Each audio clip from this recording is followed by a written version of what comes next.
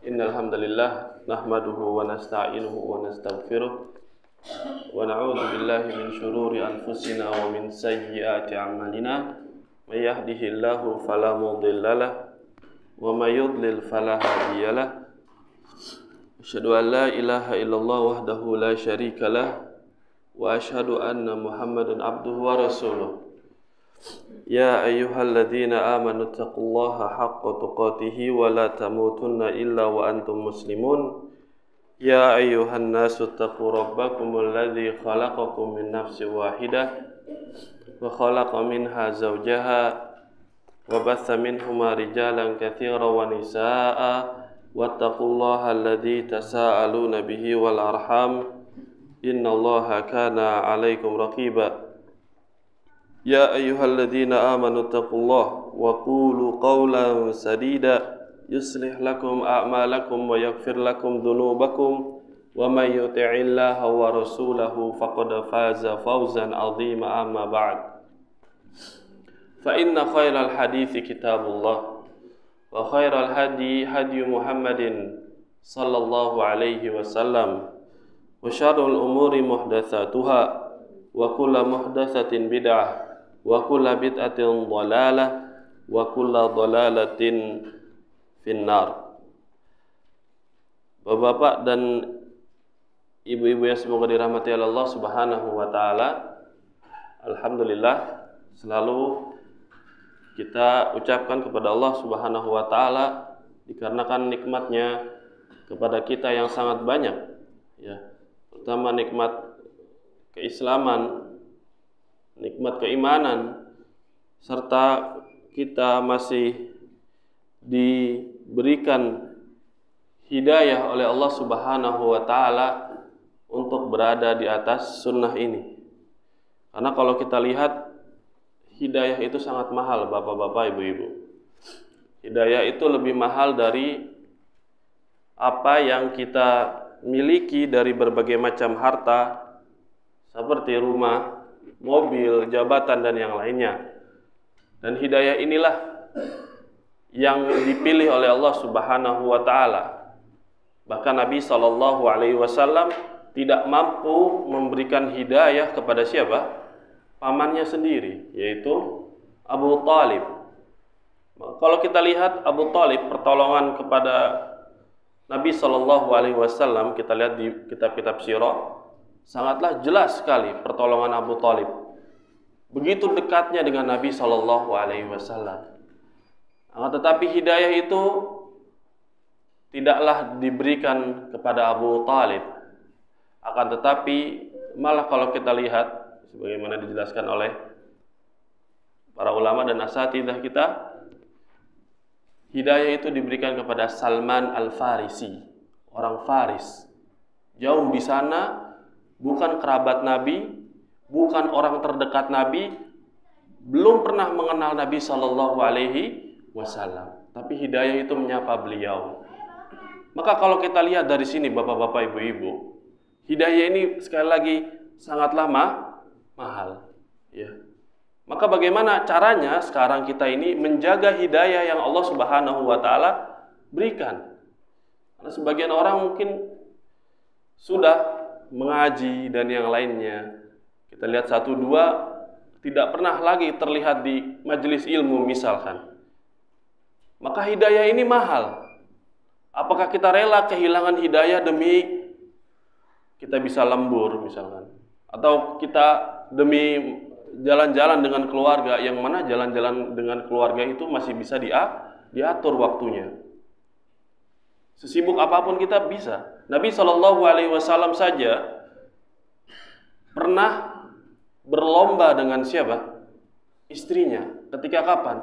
Ketika beliau ada keperluan, entah peperangan apa-apa, saya lupa. Ya, Nabi balapan dengan istrinya 2 kali. Ketika awal-awal Aisyah masih badannya masih belum begitu ini, Aisyah menang membalap siapa? Rasulullah SAW. Kemudian di hari tua Nabi SAW balapan lagi dengan istrinya. Maka Nabi memenangkan perlombaan itu dan Nabi bilang ini balasan untuk yang waktu itu. Ini kalau kita lihat ini refreshing Nabi Shallallahu Alaihi Wasallam. Masih sempat ketika sedang apa? Perang. Bisa beliau yang istrinya banyak. Masa kita istrinya satu dikalahin buat ngaji misalkan. Maka ini kurang bapak-bapak ibu-ibu. Ya, maka selayaknya kita lebih mendahulukan hidayah ini dan kita jaga semaksimal mungkin, kita jelaskan ke keluarga kita dengan sebisa mungkin. Salawat dan salam kita aturkan kepada Nabi Muhammad Sallallahu Alaihi Wasallam dan beserta istri-istri beliau, para sahabat dan orang-orang yang mengikuti mereka hingga akhir zaman. Bapak-bapak dan ibu-ibu semoga dirahmati oleh Allah Subhanahu Wa Taala. Terakhir, ya kita pembahasannya sampai mana? Kaidah yang keberapa? Kaidah yang ketiga. Baik. Ada yang bisa mengulangi dari bapak-bapak atau ibu-ibu? Satu orang saja. Silakan dibaca matanya. Bahwasanya Nabi Shallallahu Alaihi Wasallam. Silakan.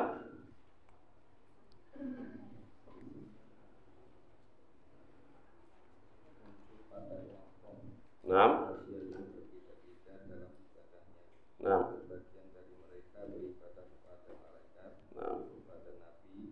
Kepada orang-orang soleh, kepada pohon-pohon, dan kepada batu, kepada matahari dan bulan, dan Rasulullah memerangi mereka. Sallallahu Alaihi Wasallam. Tidak membeda-bedakan di antara mereka.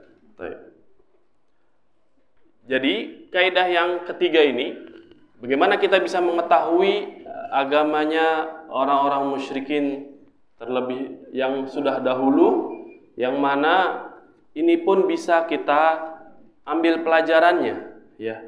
Dan ini bisa kita pahami dan kita jauhi, ya, bukan kita mendekatinya. Sebagaimana perkataan ya sahabat atau perkataan salaf, araftu syarra la li syarrihi walakin litawaqti. Saya mengetahui keburukan bukan untuk melakukannya, akan tetapi takut saya terjatuh ke dalam keburukan tersebut. Nah, kalau kita mempelajari keburukan, tentu keburukannya harus sesuai dengan Al-Quran dan As-Sunnah. Ya, kita tidak berbicara agama itu dengan akal. Kita tidak berbicara agama itu dengan hawa nafsu kita, keinginan kita. Maka itu semua dikembalikan kepada Al-Quran dan As-Sunnah. Nah, di sini Nabi SAW tidak membedakan orang-orang kafir. Selama mereka beribadah kepada selain Allah, siapapun itu sesembahannya, baik malaikat, Nabi Isa, orang-orang soleh, patung, batu, pohon, dan yang lainnya, maka Nabi SAW tetap memerangi mereka.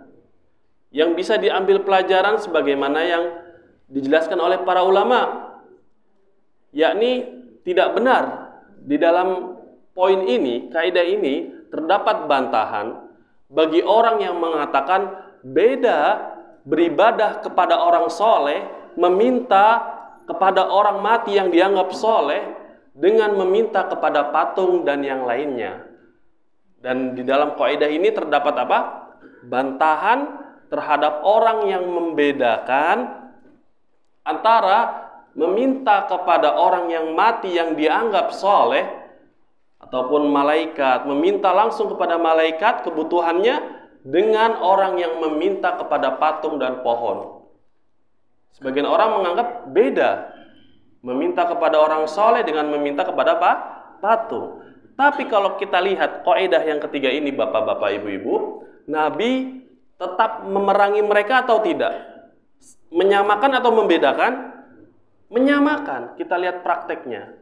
Nah, berarti pemahaman kalau kita boleh beribadah meminta kepada selain Allah, itu benar atau tidak?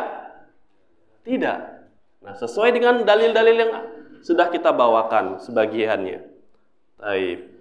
Nah, terakhir kita, tapi paham ya Bapak Ibu ya, kaidah ketiga ini intinya itu seperti itu. Ini murojaah saja. Ini murojaah dan kita lanjut. Terakhir kita sampai dalil tentang peribadahan kepada matahari dan bulan. Ya. Surat apa? Bapak Ibu itu. Surat Fussilat ayat 37. Baik. Di sini Allah ingin menjelaskan ya, sebagian orang Arab ya, karena ini kan berkaitan Nabi diutus pada umat. Maka kita lihat dulu umatnya Nabi Muhammad SAW ketika itu ada yang beribadah kepada malaikat, ada yang beribadah kepada matahari, ada yang beribadah kepada bulan, ada yang beribadah kepada para nabi, ada yang beribadah kepada para orang soleh. Nah, kita harus tahu dulu. Berarti keadaan kaum musyrikin ketika itu bukan hanya menyembah patung, tapi para nabi pun disembah gitu.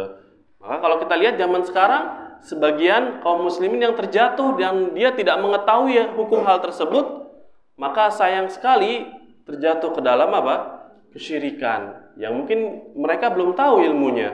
Dan ini tugas kita, bagaimana cara kita menyampaikan dengan cara yang baik dan yang benar. Taib. Nah, di dalam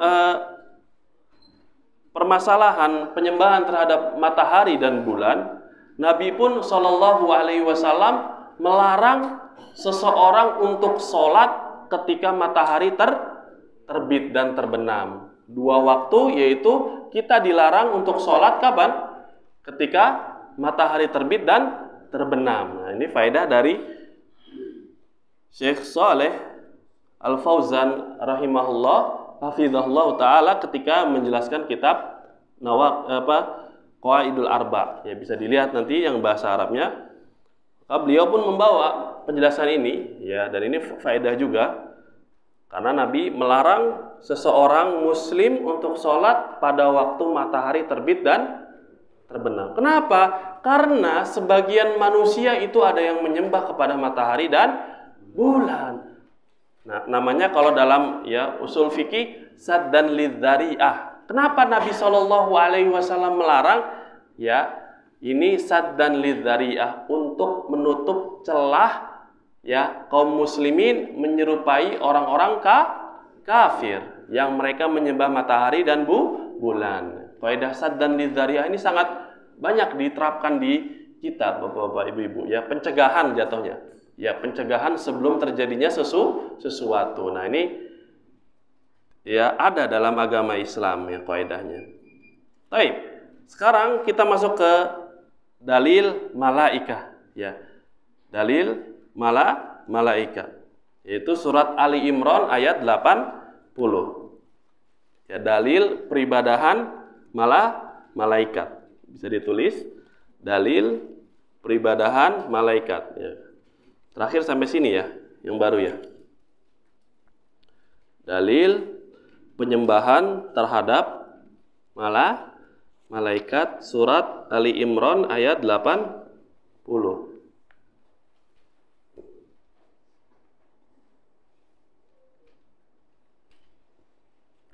Allah Subhanahu wa taala berfirman, "Wala ya'murukum an tattakhidul malaikata wan nabiyyina arbaba."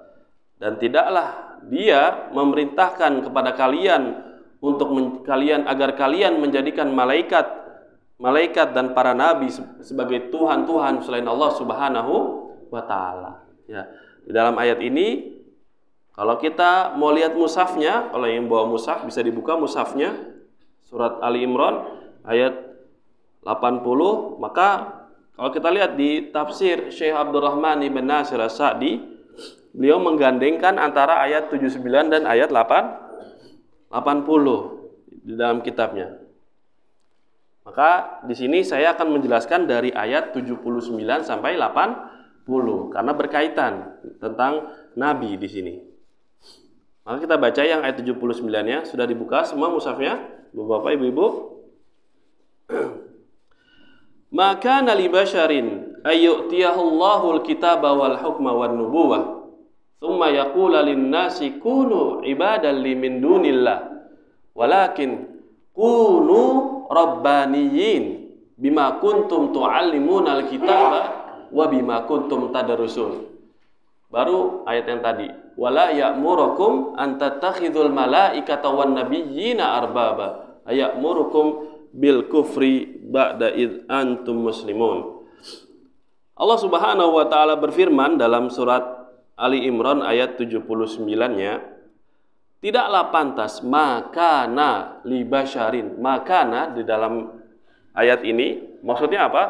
Mustahil atau tidak boleh seorang rasul, seorang nabi yang Allah Subhanahu wa taala berikan Alkitab dan sunnah serta kenabian.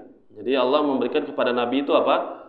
Al-Quran, sunnah, dan kenabian. Li basyar. Basyar itu kalau kita terjemahkan manusia. Maksudnya di sini nabi sallallahu alaihi wasallam.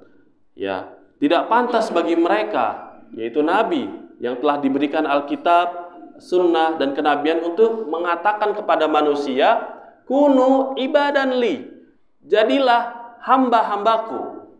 Apakah ada nabi seperti itu, bapak-bapak, ibu-ibu? Nabi tiba-tiba datang ke umatnya, kalian sembah saya. Ada atau tidak? Tidak ada. Ya, bahkan ada perkataan yang sangat menarik dari Syekh Abdurrahman tentang ayat ini. Tapi kita terjemahkan dulu. Kunu ibadan li min dunillah, jadilah kalian hamba-hambaku selain dari Allah Subhanahu wa taala. Tidak ada yang seperti itu. Walakin kunu rabbaniyin, akan tetapi jadilah kalian rabbani. Nah, rabbani nanti kita akan jelaskan. Sudah sempat kita singgung di awal-awal tentang makna rabbani, tapi nanti kita ulangin lagi. Bima kuntum tu'allimunal kitaba wa bima kuntum tadrusun. Disebabkan apa yang kalian pelajari dan apa-apa yang kalian pelajari dari Alkitab dan apa-apa yang kalian ajarkan.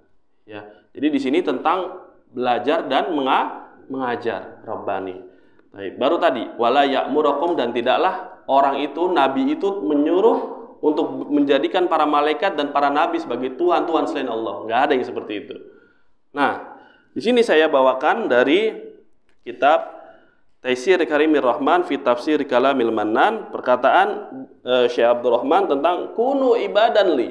Perkataan kunu, jadilah kalian hamba-hambaku. Li'anna hadza aqbahul awamir 'alal itlaq wal anbiya akmalul khalqi 'alal itlaq, kata beliau. Yaitu apa?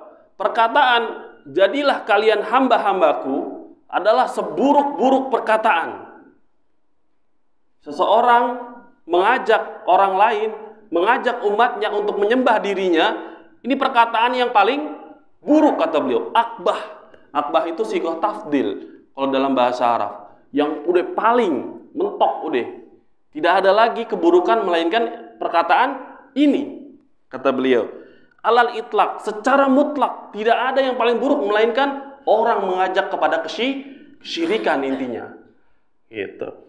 Wal anbiya'u akmalul khalqi alal itlaq. Sedangkan para nabi, orang yang paling sempurna akhlaknya, orang yang paling sempurna kecerdasannya, orang yang paling sempurna dari segi kemanusiaan. Alal itlaq, secara mutlak. Nah, di sini kita bisa memahami bahwasanya perkataan jadilah kalian hamba-hambaku, perkataan yang paling buruk. Sama seperti orang yang mengajak kepada kekufuran, mengajak dirinya untuk mengikuti segala perkataannya, untuk mengikuti segala apapun tanpa melihat dari Al-Quran dan As-Sunnah. Karena agama ini milik siapa? Ala lillahi dinul khalis, kata Allah dalam Al-Quran. Ketahuilah bahwasanya bagi Allah Subhanahu wa taala agama yang murni. Al-khalis itu murni. Ya, sama seperti an-nasihah. An-nasihah dalam bahasa Arab itu apa artinya? Murni. Bukan nasihat saya misalkan menasihati adik saya, bukan. Itu secara bahasa Indonesia. Tapi secara bahasa Arab, an-nasihah itu lebih umum daripada nasihat yang kita biasa antara orang satu dengan yang lainnya. Sama, al-khalis, an-nasihah sama. Sesuatu yang murni kita berikan kepada saudara kita berikan kepada orang lain. Nah, ini tentang yang kunu ibadan li. Kemudian Rabbani. Tadi sudah kita bahas Rabbani sedikit. Rabbani adalah ya. Jadi kan kita disuruh sama Allah Subhanahu wa taala untuk menjadi hamba yang Rabbani. Apa sih Rabbani itu? Ya. Rabbani adalah ulama. Kemudian orang yang bijaksana, orang yang lemah lembut,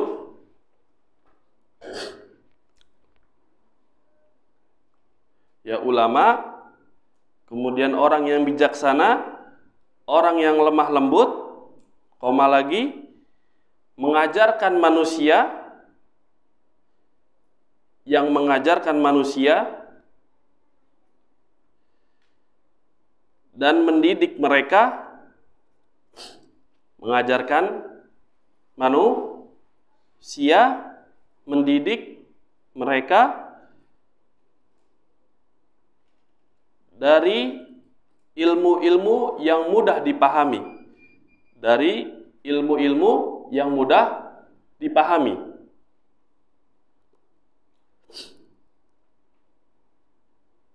Dari ilmu-ilmu yang mudah dipahami sebelum ilmu-ilmu yang sulit dipahami. Sebelum ilmu-ilmu yang sulit dipahami. Dan mereka mengamalkan yang demikian. Dan mereka mengamalkan yang demikian. Nanti kita baca ulang lagi. Karena Rabbani ini sangat penting dalam kita berjalan sebagai seorang muslim dan muslimah. Rabbani ini harus ada pada diri kita, pada istri kita, pada anak kita. Jadi dibentuk karakter itu. Ya, dengan cara belajar. Baik, kita ulangin lagi terjemahan Rabbani. Bisa dilihat catatannya sekarang. Dicek, mungkin ada yang kurang bisa ditambahkan, yaitu ulama, orang yang bijaksana, orang yang lembut, lagi mengajarkan manusia, lagi mendidik mereka dengan ilmu yang mudah sebelum ilmu yang sulit dipahami dan mengamalkan yang demikian. Baik. Apa kata beliau lagi, kata Syekh Abdul Rahman? Maka ini saya ambil dari kitabnya beliau, Bapak-bapak Ibu-ibu, dari tafsir As-Sa'di. Kalau Bapak-bapak Ibu-ibu punya keluangan harta, bisa dibeli tafsirnya itu. Itu manfaat sekali. Tafsir itu sangat-sangat bermanfaat. Ya, saya ketika baca pun nikmat sekali. Ilmu semua isinya. Ilmu semua, ya. Kalau sudah diterjemahkan itu sekitar 7 sampai 8 jilid mungkin, kurang lebih. Cetakan Darus Sunnah kalau tidak salah. Nah, apa kata beliau? Fahum ya'muruna bil ilmi wal amali wat ta'lim allati hiya madarus sa'adah wa bi fawati syai'in minha yahsulun naqsu wal khalal, kata beliau. Setelah beliau menjelaskan arti Rabbani, apa kata beliau? Mereka Rabbani itu adalah orang-orang yang memerintahkan kepada manusia untuk belajar. Tidak cukup hanya untuk belajar, karena konsekuensi dari ilmu itu apa? Amal. Konsekuensi dari ilmu itu apa? Amal. Ya. Jangan kita banyak mengaji, contohnya, contoh yang kurang bagus, orang banyak mengaji, kan tetapi masih akhlaknya masih kurang, ya, kita masih suka sikap-sikap yang kurang bagus, masih suka kita tonjolkan, kita tampakkan, maka ini kurang. Karena konsekuensi dari ilmu itu apa? Amal. Bahkan Al-Imam Al-Khatib Al-Baghdadi rahimahullah, beliau memiliki kutub bagus sekali. Di dalamnya penjelasan, beliau membawakan riwayat, ya, kisah-kisah para ulama dan yang lainnya. Ya, hadis sebagian memiliki kitab Iqtida'ul Ilmi Al-Amal. Konsekuensi dari ilmu itu apa? Amal. Jangan kita ngaji sana sini tapi masih apa? Suka ngomongin orang misalkan yang tidak bermanfaat. Ya, kalau kita memiliki solusi dari masalah seseorang, kita kasih tahu ke orang. Tapi kalau nggak ada solusi dan yang lainnya, sudah tinggalkan saja. Sibukkan dengan diri sendiri. Jangan sibukkan dengan orang lain. Permasalahan keluarga kita lebih banyak daripada yang lain. Kita lebih wajib mengurusi keluarga kita. Ya ayyuhalladzina amanu qu anfusakum wa ahlikum nar. Jagalah diri kalian dan keluarga dari api neraka. Sebelum orang lain, kita mulai dari keluarga kita dulu. Istri dan anak kita perhatikan. Terutama masalah ya tauhid, syirik, salat ya dan arkanul Islam yang lainnya. Ya, yang wajib-wajib itu kita perhatikan. Kemudian apa? Wa ta'lim, dan mengajarkan, mendakwahkan. Mengajar tidak selalu duduk di seperti ini, Bapak Ibu. Mengajar kita bisa, anak kita, istri kita dimanapun kita ajarkan. Kalau makan menggunakan tangan kanan, kalau makan kita membaca bismillah. Ya, kalau tangan misalkan anak-anak 3 tahun, 4 tahun makannya tangan kiri, kita pindahin ke tangan kanan, diulangin lagi. Sampai kapan Ustaz? Sampai terusan. Ya, jangan kita bosan. Orang-orang kafir, bapak-bapak, ibu-ibu, orang-orang munafik, ya orang-orang kafir mereka tidak pernah bosan. Dan setan pun tidak pernah bosan. Untuk apa? Menyesatkan manusia. Ya, kita ini sasarannya. Ya, makanya kita selalu belajar, meminta kepada Allah Subhanahu wa Ta'ala, dan kita amalkan ilmu-ilmu kita. Yang mana? Lanjut lagi. Yang mana ilmu, amal, dan taklim mengajarkan adalah apa? Pokok dari kebahagiaan. Dan dengan hilangnya salah satu di antara hal tersebut, maka akan didapati kekurangan dan kecacatan dalam diri seseorang. Baik, maka tentang Rabbani ini, jadi inti dari kebahagiaan pokoknya itu apa? Bapak-bapak, ibu-ibu, yang pertama ilmu.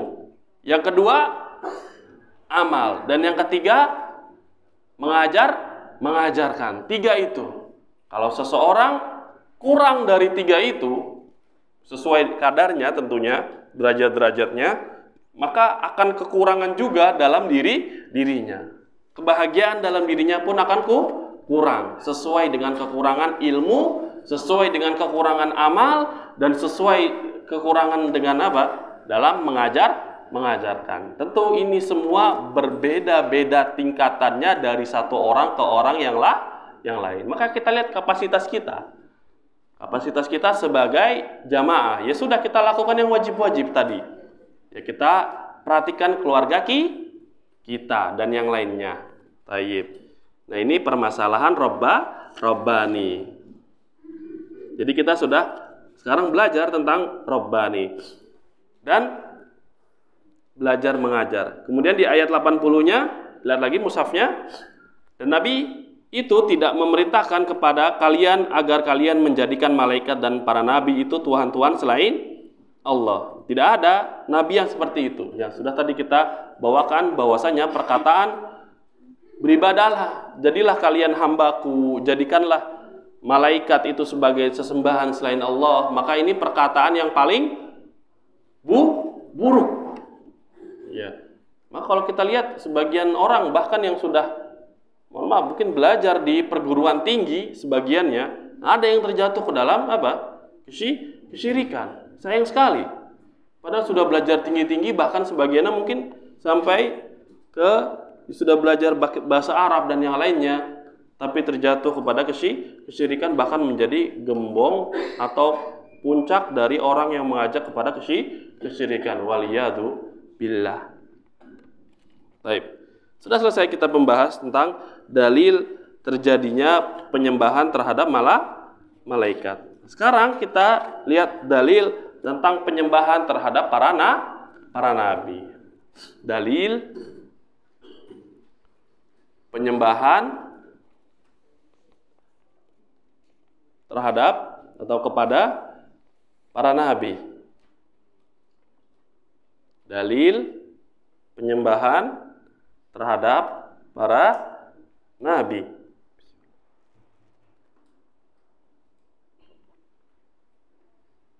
Surat Al-Maidah ayat 116.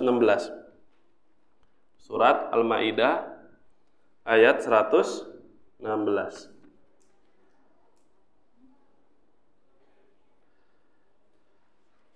Al-Maidah ayat 116, bisa dibuka mushafnya semua, Bapak, Ibu-ibu. Surat Al-Maidah ayat 116, yaitu surat setelah surat An-Nisa. Al-Maidah itu ya, Al-Maidah piring yang di dalamnya ada makanan. Ya, karena Bani Israel minta kepada siapa? Nabi Isa untuk menurunkan hal itu. Ya, supaya lebih yakin. Kita sudah ada Al-Quran, cukup yakin kebenarannya sudah. Ya, jangan seperti Bani Israel. Diperintahkan untuk menyembelih sapi, malah terus bertanya, malah menyulitkan diri sendiri. Maka ketika sudah datang perintah, kita sudah tahu seluk-beluknya, sudah cukup. Jangan bertanya yang aneh-aneh, yang tidak ada manfaatnya. Ya, bisa dilihat di Syarah Arba'in contohnya. Kalau mau melihat permasalahan pertanyaan-pertanyaan yang tidak diperbolehkan dalam agama Islam, bisa dilihat.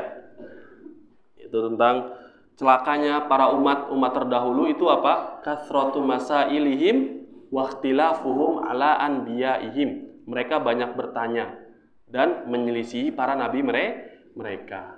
Nah, itu di syarahnya dijelaskan permasalahan pertanyaan apa saja yang dilarang yang kita ucapkan.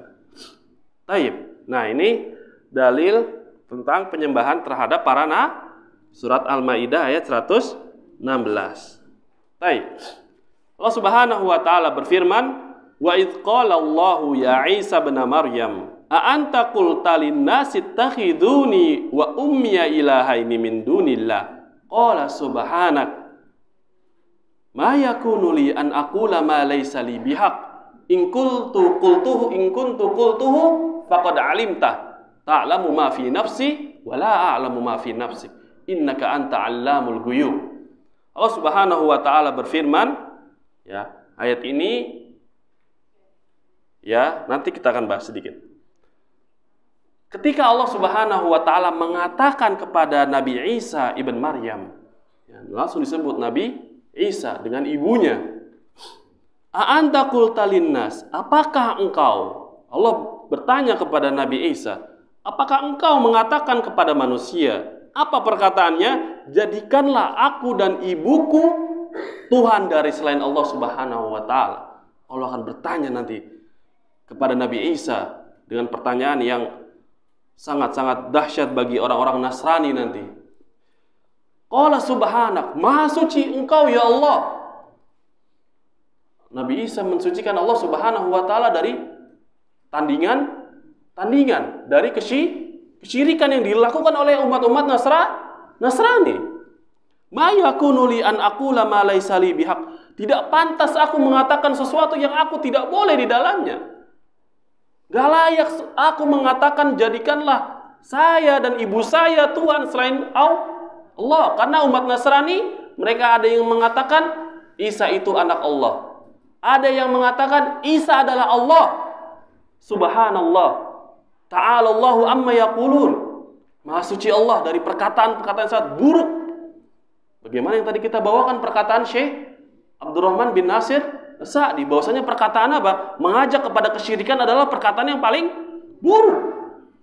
Nabi Isa, subhanak, maha suci engkau ya Allah, membantah sendiri siapa?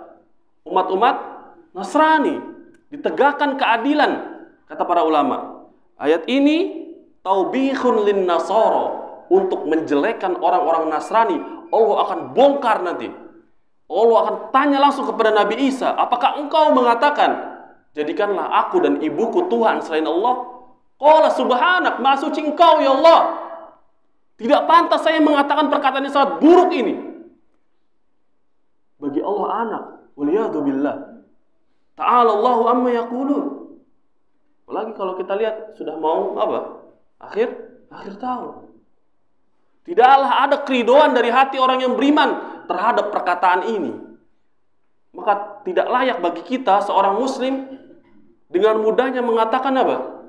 Selamat A dan B yang mau akhir tahun nanti. Sedangkan Allah akan membatalkan keyakinan mereka dari ujung ke ujung.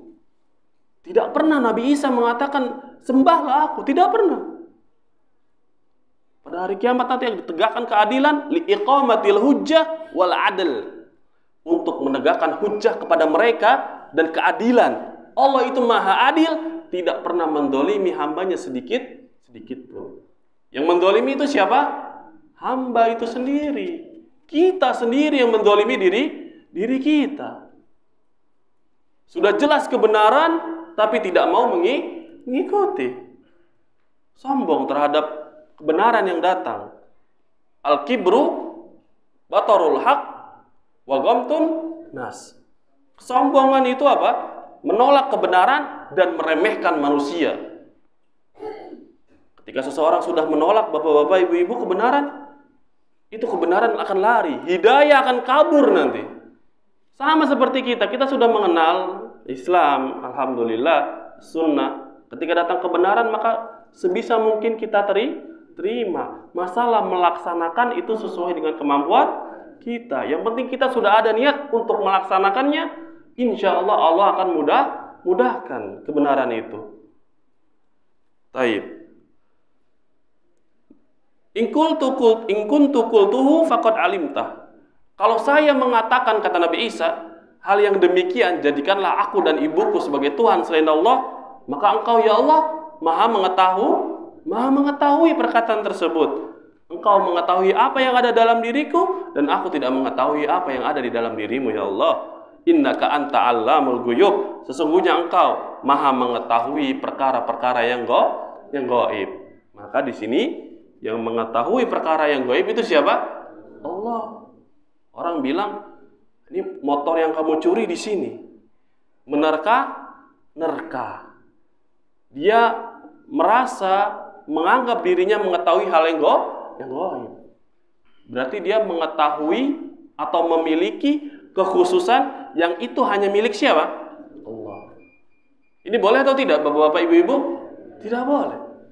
Tidak boleh. Sebagian, kalau kita lihat prakteknya di sebagian masyarakat, masih banyak keyakinan-keyakinan seperti ini. Meyakini hal-hal yang gaib.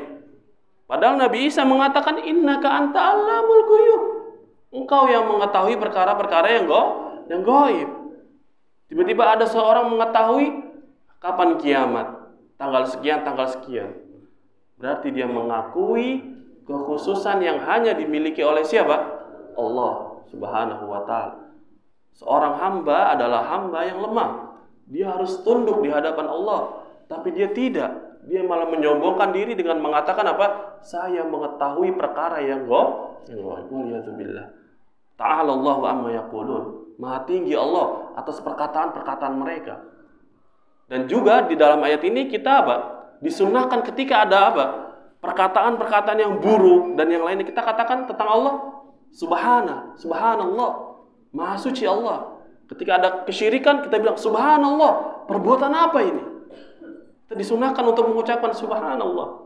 Dan nanti akan di hadisnya akan dijelaskan lagi, lebih terang lagi tentang Nabi SAW.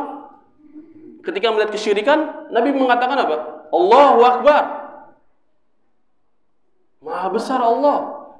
Ketika ada kesyirikan, maka kita disunahkan untuk apa? Mensucikan Allah Subhanahu wa ta'ala. Kita tidak membiarkan Allah dalam keadaan atau perkataan orang buruk terhadap siapa? Allah Subhanahu wa ta'ala. Ini adalah konsekuensi dari keimanan, Bapak-bapak, Ibu-ibu. Baik. Sudah kita membahas yang ayat dalil tentang penyembahan terhadap para nabi, dan Allah batalkan peribadahan kepada para nabi. Allah akan singkap dengan jelas bahwasanya apa yang dikatakan oleh rohib-rohib mereka, ulama-ulama dari kalangan Nasrani adalah batil. Ya, tidak ada asal usulnya. Wa may yad'u ma'allah la burhana lahu bih fa innama hisabuhu inda rabbih innahu la yuflihul kafirun. Ya, siapa yang berdoa, beribadah kepada selain Allah Subhanahu wa taala yang tidak ada burhan. Ya, kata Syekh Saleh Al-Syekh ketika mensyarah ya kaidah yang ketiga ini, beliau mengatakan apa?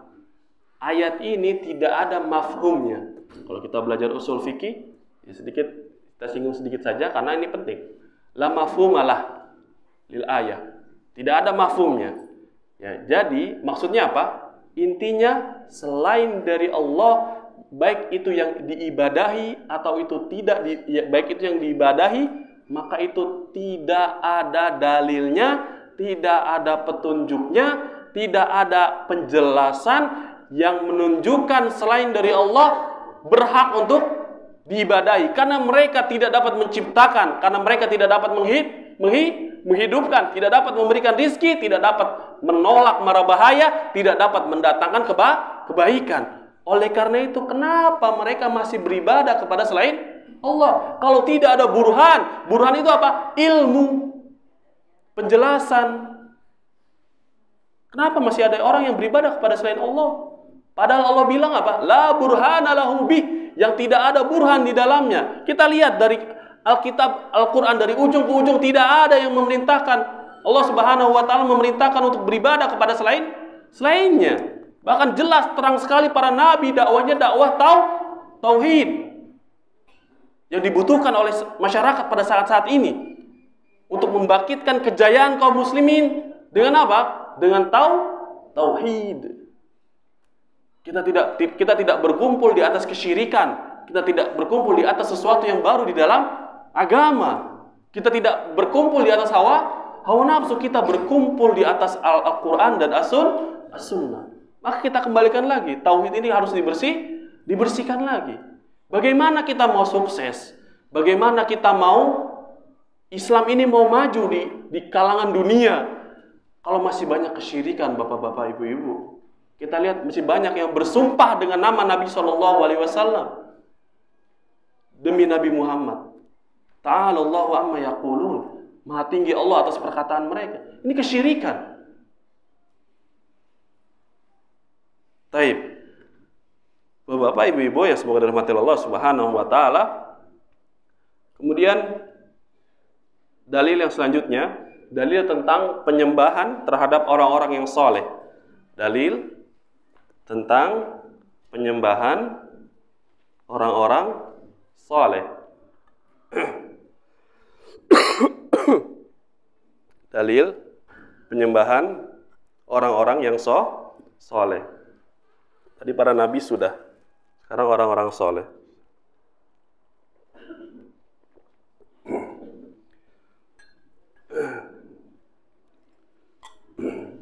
Yaitu Surat Al-Isra ayat 57. Surat Al-Isra ayat 57.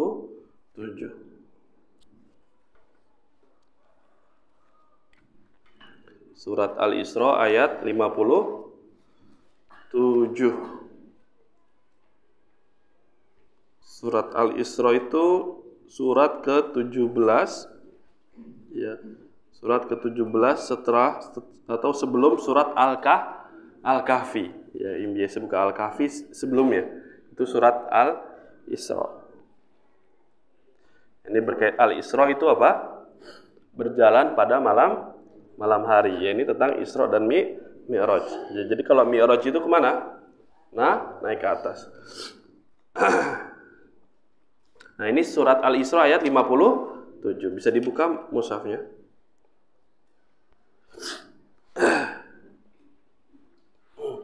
Ini pembahasan ayat ini akan banyak mengena nih, banyak prakteknya ini surat Al-Isra ini.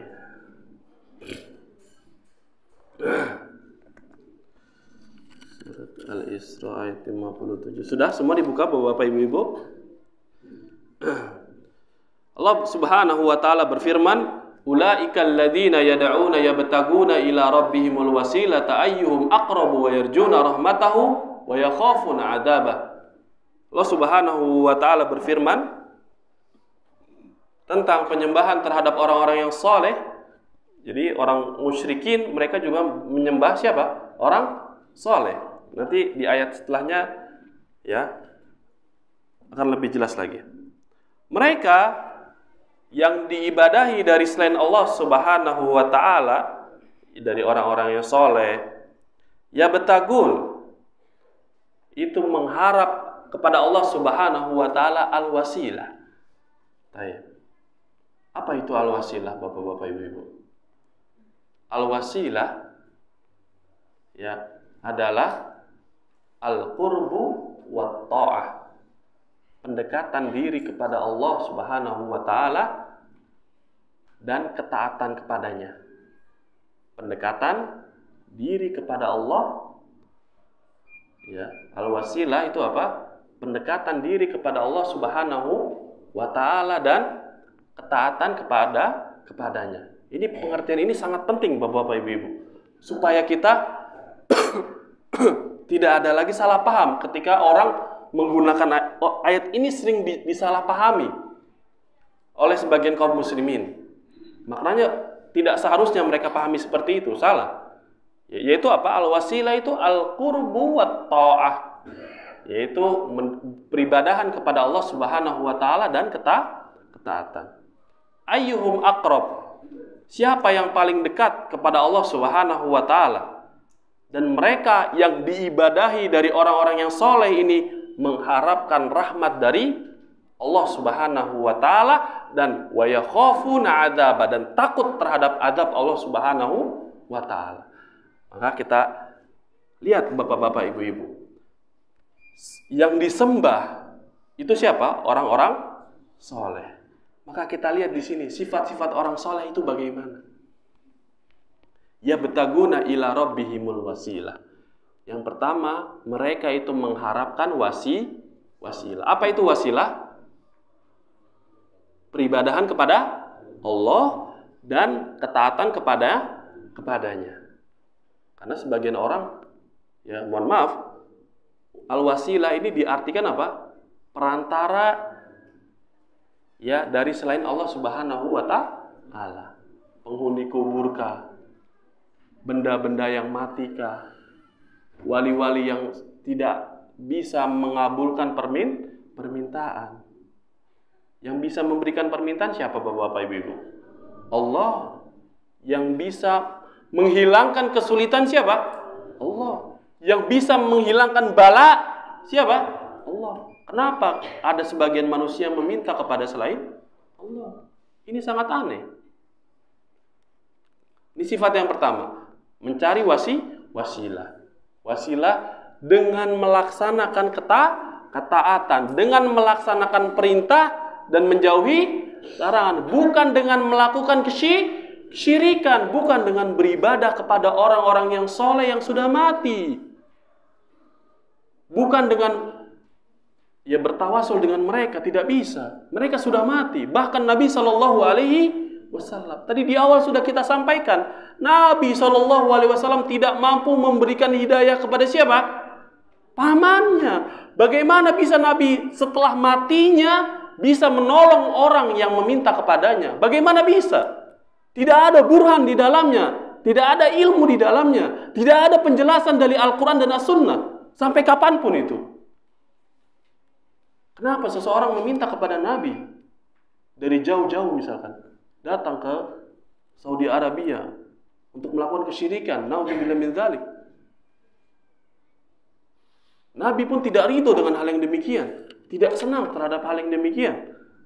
Tapi dikarenakan, mohon maaf, ketidaktahuan, mohon maaf, kebodohan seseorang terhalang dari hidayah yang besar, dari melakukan tauhid kepada Allah Subhanahu wa taala. Mereka mengharapkan wasilah dengan cara melaksanakan kewajiban dan menjauhi larangan. Wasilah itu Bapak Ibu artinya. Ya, kalau kita pahami, yaitu melaksanakan perintah dan menjauhi larangan. Tapi kalau kesyirikan, perintah bukan? Bukan. Bahkan ini sebesar-besar larangan. Seperti itu. Tadi contohnya sebagian sudah kita berikan. Dengan seseorang menjauhi ya maksiat, maka itu apa? Dinamakan wasilah. Sangat mudah sekali. Kita sholat 5 waktu, itu namanya apa? Wasilah. Kita berbakti kepada kedua orang tua itu wasilah. Kenapa kita susah-susah mencari sampai safar ke sana, safar ke sini, meminta kepada selain Allah, padahal orang tua kita lebih butuh kepada pertolongan kita. Itu wasilah kita yang terbesar. Kita bahagiakan mereka sebagaimana kita telah membuat mereka nangis dulu waktu, bahkan sampai sekarang. Ayyuhum aqrab. Mereka orang-orang yang soleh ini berlomba-lomba untuk siapa yang paling dekat kepada Allah Subhanahu wa taala. Tidak malas di dalam mengerjakan ibadah. Berlomba-lomba, kalau orang bisa berlomba-lomba sepagi mungkin cari kereta yang pertama buat kerja. Kita sepagi mungkin untuk bisa ngaji, minimal baca Quran. Kalau belum bisa baca Quran, belajar. Banyak halaqah tajwid. Ya alhamdulillah banyak sekarang. Mungkin zaman dulu susah kali. Itu bapak-bapak ibu-ibu. Mana yang paling dekat? Wa yarjuna rahmatah. Dan orang yang soleh itu mengharapkan rahmat Allah Subhanahu wa ta'ala. Dan juga takut terhadap azabnya. Ya. Berharap dan takut. Inilah sikap atau sifat dari orang-orang yang soleh. Kita harus mengharapkan bapak-bapak ibu-ibu, mengharapkan rahmat dari Allah. Rahmat Allah itu luas. Wa rahmati wasi'at kulla syai', kata Allah dalam Al-Quran.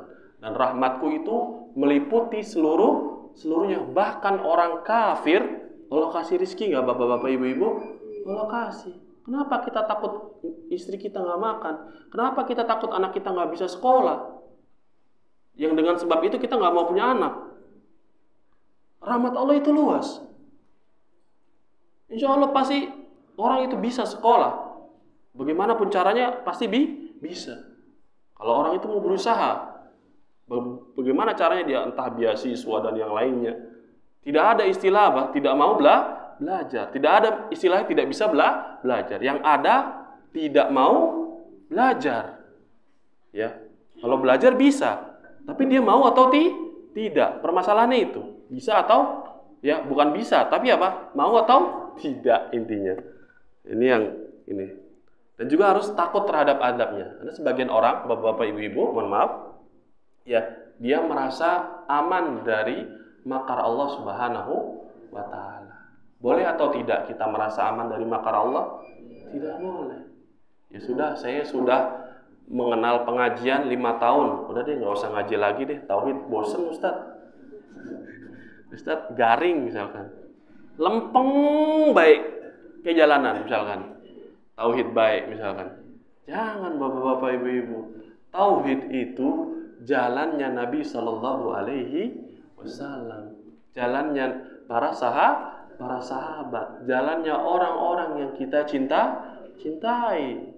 Sebagaimana beliau cinta kepada kita, maka kita mempraktekkan apa yang paling penting dalam diri beliau Sallallahu Alaihi Wasallam, yaitu apa? Mengajak kepada tauhid dan mengingatkan berbahayanya kesyirikan dimanapun kita berada. Nanti hadisnya akan kita bacakan.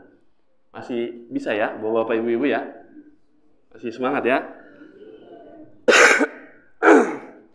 Baik, itu tadi sifat-sifat orang yang soleh. Ya, mereka mengharapkan wasilah dengan mengerjakan ketaatan dan meninggalkan larangan, mengharapkan rahmat dan juga takut. Jadi orang jangan terlalu pesimis, jangan juga terlalu optimis, tapi tengah-tengah. Karena ahlus sunnah adalah wasatun, yaitu kelompok yang berada di tengah. Sebagaimana umat Islam ini berada di tengah-tengah antara orang Nasrani dan Yahudi. Ya. Orang Islam juga tengah-tengah di antara firqah sesat seperti Jahmiyah, Qadariyah dan yang lainnya tentang permasalahan asma wa sifat misalkan. Dan juga menyelisihi Khawarij. menyelisihi Murji'ah dalam masalah keimanan. Ahlus sunnah itu selalu berada di tengah-tengah, berada di antara umat yang berlebihan dan berada di tengah-tengah dari umat yang meremehkan. Karena ada sebagian orang yang meremehkan. Boleh atau tidak? Tidak boleh. Orang yang berlebihan, boleh atau tidak? Tidak boleh. Maka kita harus tengah-tengah. Dan inilah ahlus sunnah. Bagaimana kita bisa mengetahuinya, Ustadz? Maka kita dengan belajar duduk minimal 1 pekan 1 kali. Cukup kalau rutin kajiannya. Yang penting kajian rutin tentang manhaj atau akidah, dan sisanya silahkan semampunya masing-masing. Baik, dalil yang terakhir dan ini 2 dalil terakhir tentang pembahasan kaidah yang ketiga, dalil tentang penyembahan kepada pohon-pohon dan batu-batu. Dalil tentang penyembahan terhadap pohon-pohon dan batu-batu.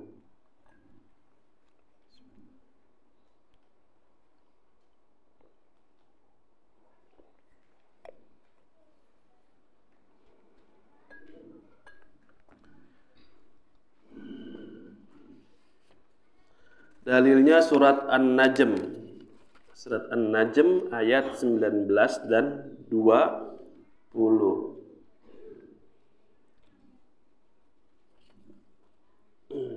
An-Najm ayat 19 20. Najm itu juz berapa Bapak Ibu? Juz 26 apa 27? 27. Ya, bersama Az-Zariyat ke belakang. Zariyat, kemudian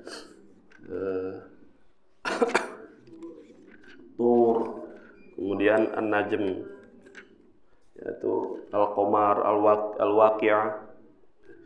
Ini Najm ayat 19 20. Ya, ini ayat sebelumnya berkaitan tentang Nabi ketika di Sidratil Muntaha dan seterusnya. Kemudian di ayat 19 dan 20-nya Allah Subhanahu wa taala berfirman, "Afara'aitumul Lata wal Uzza wa Manata tsalitsatal ukhra." Ya. Alakumuz dzakaru wa lahul untha, ayat setelahnya tilka idzan qismatun dhiza. In hiya illa sampai ayat 20 ya 3. Ya, panjang ini sebenarnya. Tapi syahidnya dibahas yaitu ayat 19 dan 20 surat An-Najm. Afara'aitumul Lata wal Uzza, maka bagaimana pendapatmu tentang Lata dan Uzza? Nanti kita akan jelaskan. Wa Manata tsalitsatal ukhra, dan mana ketiga yang lainnya, itu yang terakhir, 3 mana. Baik, Bapak-bapak dan Ibu-ibu yang semoga dirahmati Allah Subhanahu wa taala, di dalam ayat ini Allah Subhanahu wa taala meminta ya, mengajak berpikir orang-orang musyrikin ya, terkhusus Mekah. Bagaimana pendapatmu tentang Lata dan Uzza? Serta mana 3 nama ini adalah 3 berhala yang disembah dari selain Allah Subhanahu wa taala. Lat, ya, Uzza, serta mana 3 sesembahan selain Allah yang ada di ya Arab situ, ya, sekitar Arab situ, Mekah dan sekitarnya situ. Lat ini ya patung yang dipahat, ya, patung yang dipahat dan berada di Taif. Ya, Taif itu daerah, kalau di kitanya yang pernah ke Saudi ya mungkin tahu ya, Taif itu daerah apa?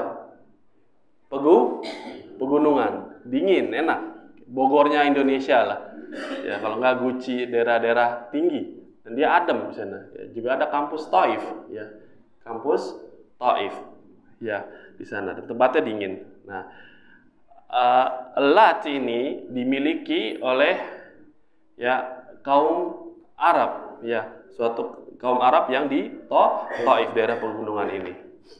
Dan dia pinggirannya itu biasa dihiasi, dikasih gorden, kalau bahasa sekarang gorden, tirai, dan juga ada penjaganya Lata ini, ya. Ada Lat. Kemudian tafsiran Lat yang kedua itu apa? Yaitu ada orang yang baik, dia orang baik yang suka mengadoni ya makanan, kue gitu ya. Kan kalau orang Arab apa gandum ditumbuk kemudian diadon dan sampai bikin jadi roti. Dikasih ke orang yang sedang berhaji. Ya, ketika itu hajinya penuh dengan apa? Kesyirikan. Nah, ini tafsiran Lat yang kedua, yaitu ada orang baik, kemudian dia meninggal. Nah, setelah meninggal, itu dibangun di atas kuburannya, bangunan. Seperti biasa, dikasih tirai, dihias sedemikian rupa. Gitu. Akhirnya dikeramatkan. Nih orang soleh nih.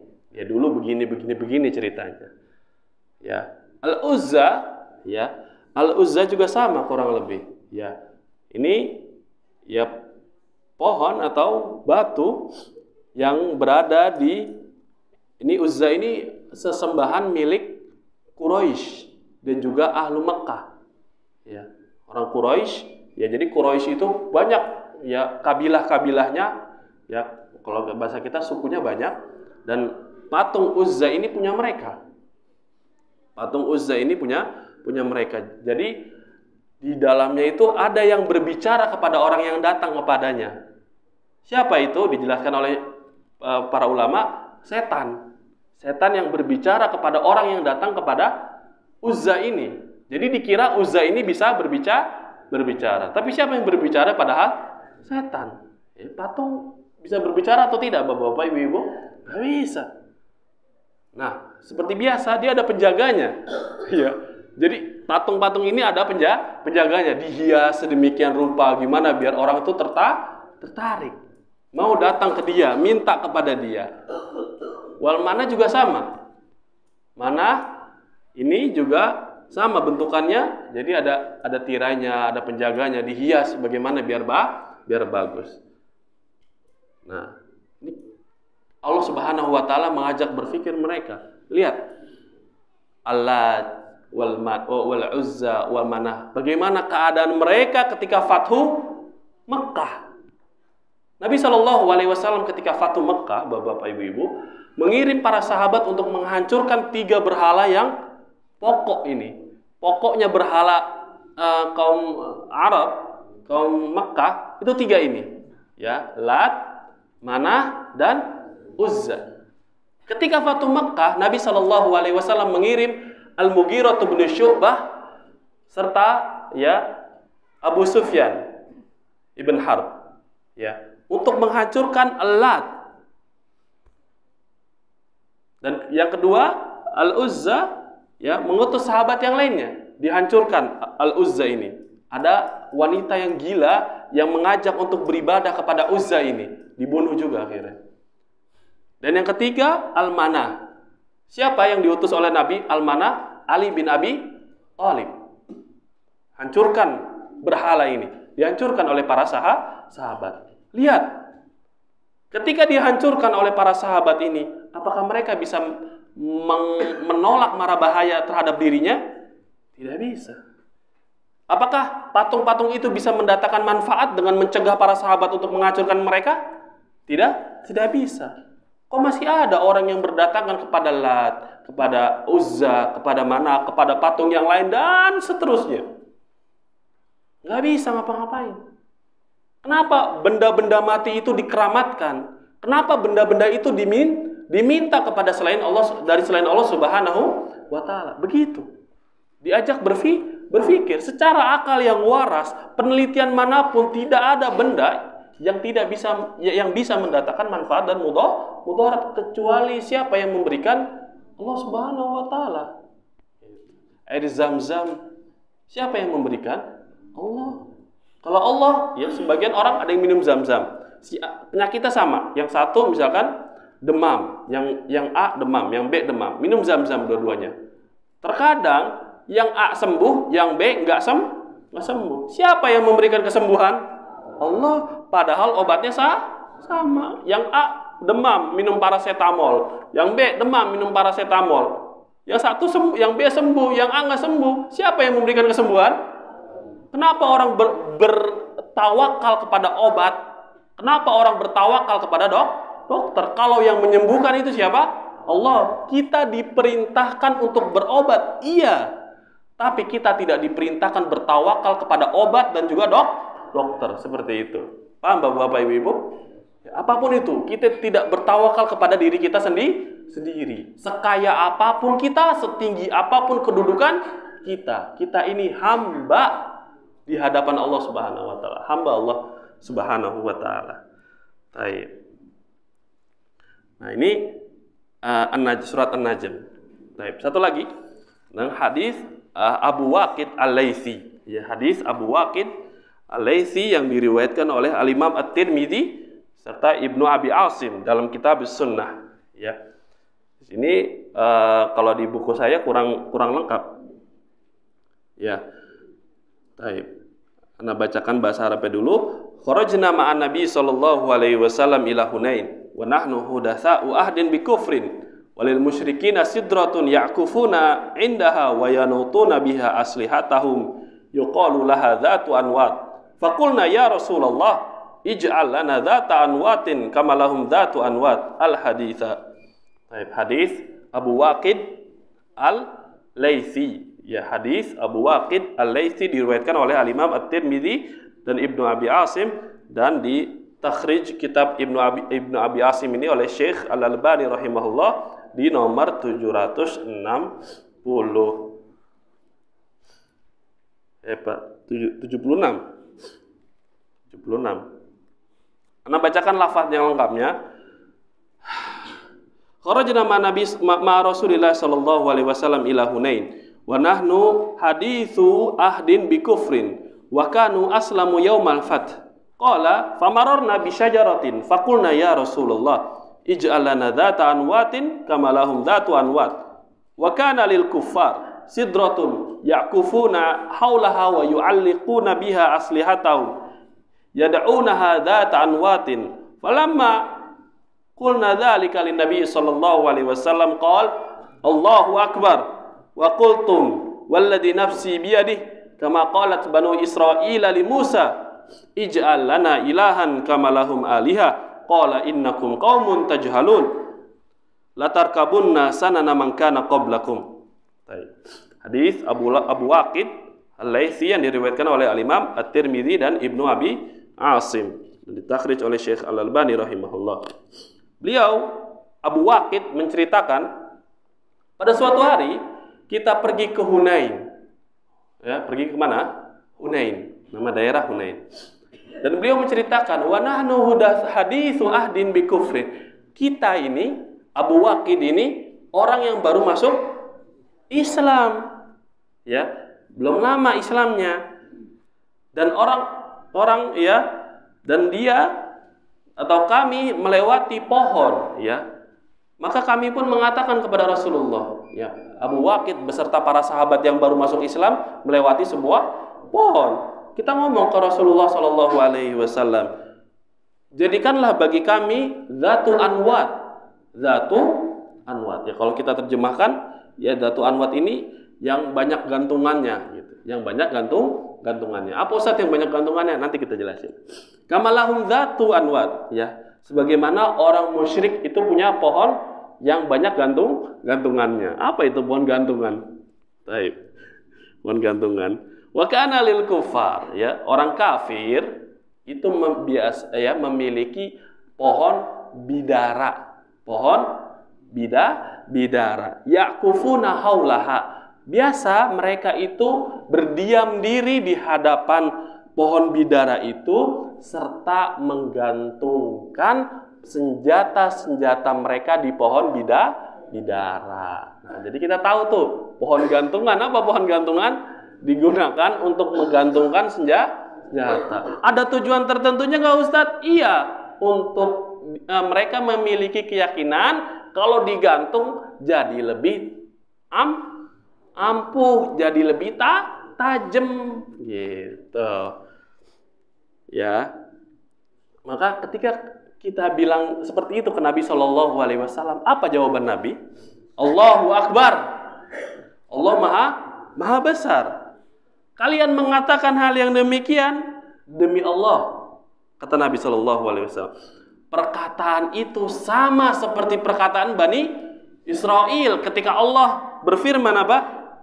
Tentang mereka, ij'al lana ilahan kama lahum alihah qala innakum qaumun tajhalun.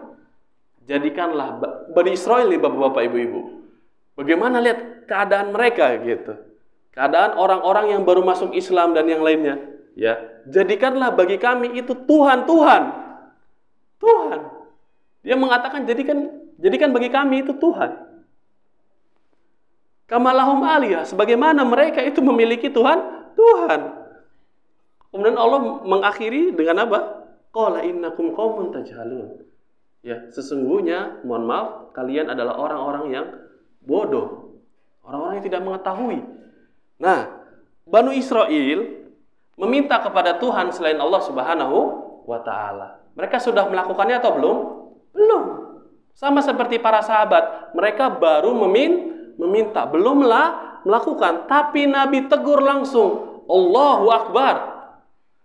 Perkataan antum itu sama seperti perkataan Bani Israel, orang yang mencari bertabarruk kepada benda-benda yang tidak ada syariatnya, yang tidak ada dalilnya, maka ini sama perkataannya dengan jadikan bagi kami itu Tuhan selain Allah Subhanahu wa Ta'ala. Karena keberkahan itu dari siapa?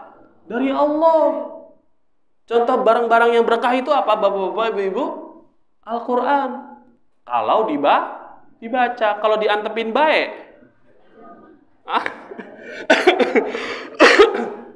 ya orang manfaat, ya tidak ada keberkahan. Ada buku-buku yang bermanfaat di rumah. Iya, bukunya bermanfaat, tapi kalau tidak dibaca, tidak bermanfaat. Ilmu yang sudah dipelajari bermanfaat atau tidak, bapak-bapak, ibu-ibu? Tergantung. Ya, kalau diamalkan bermanfaat, dan ini yang dinamakan keberkahan. Mudah sekali keberkahan.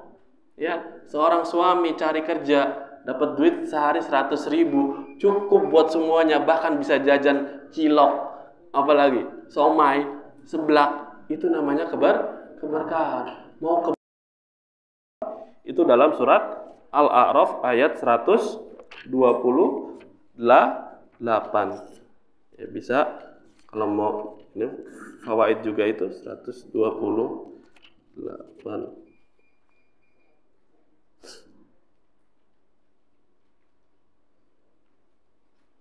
128 pas 138 itu. Oh, 138. Mohon maaf. Tulisannya 3 kayak 2. 138. Baik. Al-A'raf ayat 138. Jadi permintaan itu sama, ya, dalil langsung ditegur sama Nabi. Perkataannya sama dengan perkataan Bani Israel. Kemudian Nabi pun mengatakan latar kabun nasana namangkana qablakum. Ya, pas ini jamnya pas, dan juga ini hadis terakhir. Ya, sungguh kalian betul-betul mengikuti sunnah-sunnah umat-umat terdahulu. Jadi umat-umat muslim ini ya lama-kelamaan akan mengikuti siapa? Umat-umat terdahulu. Ya, kalau ada dulu yang begitu ya diikutin. Ya, yang jelek-jelek diikutin. Gitu. Diperingatkan bagi Nabi Shallallahu Alaihi Wasallam.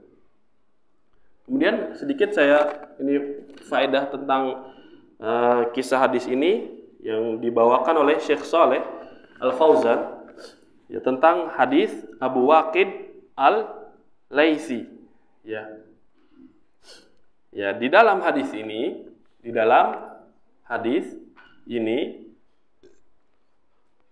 memiliki permasalahan yang sangat besar. Ya, memiliki permasalahan yang sangat besar. Yang pertama,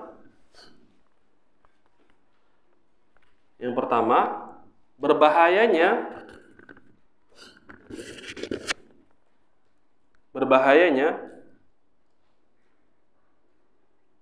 ketidaktahuan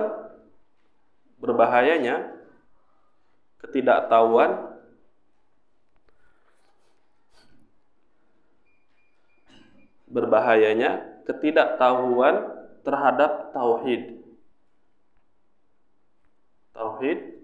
dan kesyirikan. Ya, berbahayanya ketidaktahuan terhadap tauhid dan kesyirikan, berbahaya sekali. Kemudian yang kedua,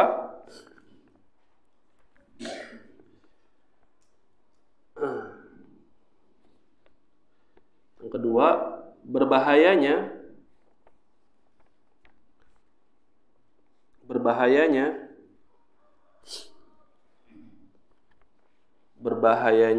menyerupai orang-orang musyrik. Berbahayanya menyerupai dengan orang-orang musyrik. Berbahayanya menyerupai dengan orang-orang musyrik. Ya. Dan bahwasanya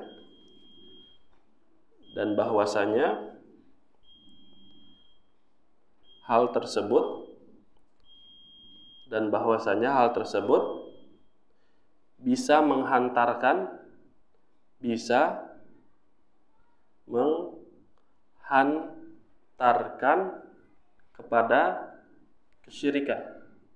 kepada kesyirikan. Yang ketiga, yang terakhir,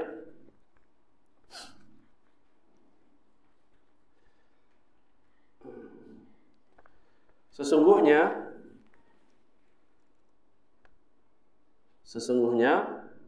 bertabaruk. Ya, bertabaruk itu kalau kita terjemahkan ngalap berkah gitu. Bisa juga. Bertabaruk dengan batu-batu, koma, dengan pohon-pohon, koma, dan bangunan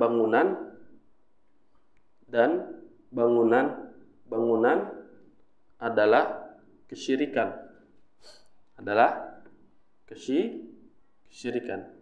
Sesungguhnya bertabaruk dengan batu-batu, dengan pohon-pohon, dengan bangunan-bangunan adalah kesyirikan. Nah, ini 3 permasalahan yang ada di hadis Abu Waqid Al-Laitsi yang diriwayatkan oleh Al-Imam At-Tirmidzi dan Ibnu Abi Asim dalam kitabnya Kitabus Sunnah dan juga Takhrij Zilalil Jannah oleh Syekh Al-Albani rahimahullahu ta'ala. Baik, kita tandai dulu. Berarti sudah kita selesai ya. Kaidah yang keberapa? 3. Alhamdulillah, perjalanan selama 2 bulan. Ya, tapi paham Bapak-bapak, Ibu-ibu? Asyhadu an la ilaha illa anta astaghfiruka wa atubu ilaik. Assalamualaikum warahmatullahi wabarakatuh.